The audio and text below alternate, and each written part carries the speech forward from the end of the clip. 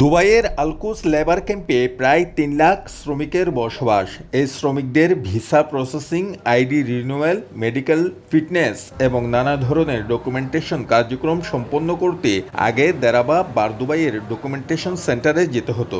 এই হয়রানি দূর করতে লেবার ক্যাম্প এলাকায় একটি ডকুমেন্টেশন সেন্টার স্থাপন করেছেন কয়েকজন প্রবাসী বাংলাদেশি। ওনারা অনেকেই ভিসা রিলেটেড নানান জটিলতায় ভুগতেছে। আমরা সেই জটিলতাগুলো কাটিয়ে ওঠানোর জন্য চেষ্টা করব ইনশাল্লাহ।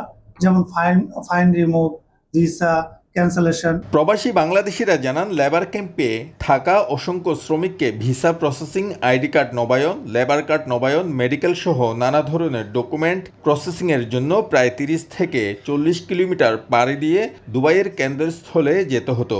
এই কেন্দ্র স্থাপনের ফলে এখন হাতের নাগালে সেবা গ্রহণ করতে পারবেন তারা।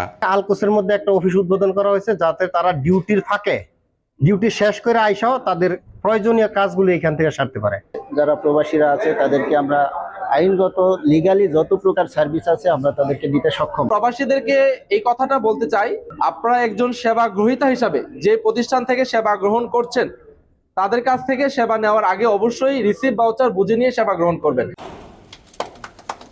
চিত্রনায়িকা নুসরাত ফারিয়া লেবার ক্যাম্পে গিয়ে প্রবাসীদের সুখ দুঃখের কথা শোনেন। আমাদের বিদেশি শ্রমিক ভাই ও বোনেরা যারা কাজ করছেন, যারা আসলে অনেকটাই দেশের মানুষের কাছ থেকে দূরে থেকে নিজের জীবিকা নির্বাহ করেন, তাদের জন্য আমার মনে হয় আশীর্বাদ হয়ে আসবে।